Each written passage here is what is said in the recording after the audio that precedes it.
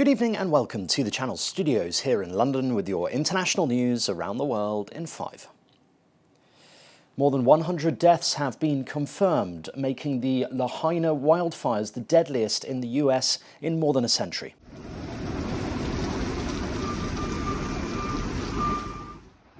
But just 3% of Lahaina's charred ruins have been searched so far, stoking fears that the death toll will continue its sharp climb.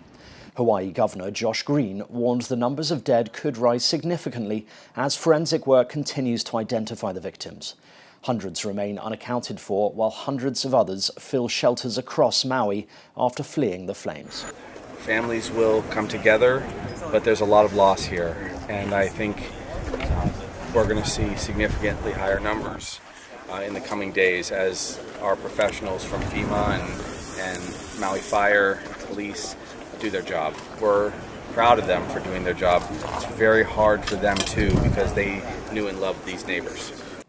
Niger's military junta has announced plans to prosecute the deposed President Mohamed Bazoum for high treason and undermining national security. This is the latest sign that the junta intends to resist international pressure to return power to Mr. Bazoum. He has been held in the basement of his palace since the military staged a coup about 3 weeks ago. Mr. Bazoum was in good spirits despite being held in difficult conditions, his doctor said, after a visit. Saturday's visit was approved amid growing international demands for Mr. Bazoum's release. At least 30 people are reported to be missing after a mudslide at a jade mine in northern Myanmar.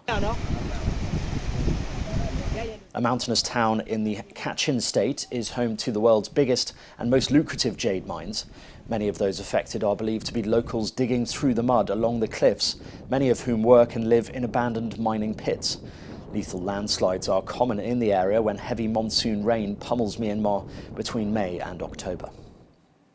Rescue operations are underway after a landslide struck India's northern state of Himachal Pradesh and killed 21 people.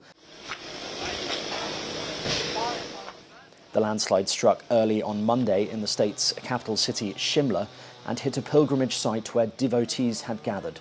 About 20 to 22 people are still missing. Unusually heavy rain and melting glaciers have brought deadly flash floods to the mountains of India and neighbouring Pakistan and Nepal over the past year or two, with government officials increasingly blaming climate change. Pakistan's president has promised national progress within a few years as the country marked its 76th Independence Day with speeches and a traditional flag-raising ceremony.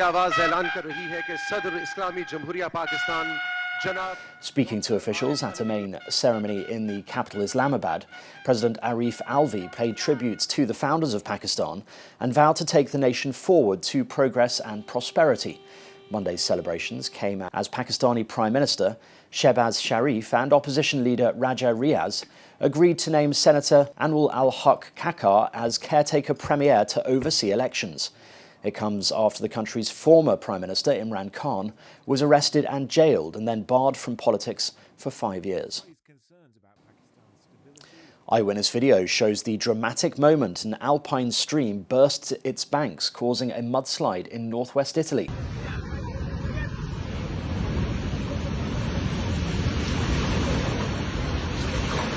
5 people were missing in Bardonecchia in the northwestern Piemonte region on Monday morning after a landslide at high altitude caused the Murdavine River to flood the town. A total of 120 people were said to have been displaced by the flooding and are now being accommodated in an Italian Red Cross camp and in hotels. And Meta boss Mark Zuckerberg says Elon Musk isn't serious about holding a cage fight and that it's time to move on. In a post on his social media site Threads, the Meta boss said he had offered Mr. Musk a real date, but the rival entrepreneur had made excuses. Mr. Musk had earlier on Sunday suggested on his own messaging site X, formerly known as Twitter, that he was willing to fight as early as Monday.